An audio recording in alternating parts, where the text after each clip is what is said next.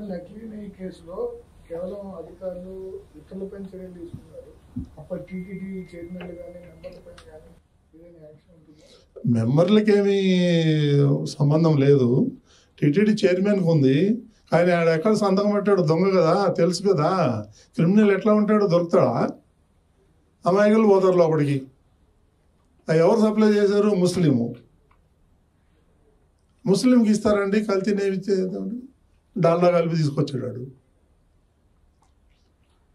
రాజకీయ వ్యాఖ్యలు చేస్తే చర్యలు తీసుకుంటా ఉన్నారు కదా. మరి మొన్న జగన్మోహన్ రెడ్డి మేనమామ రవీంద్ర రిజిస్టర్ చేసాం కేసు.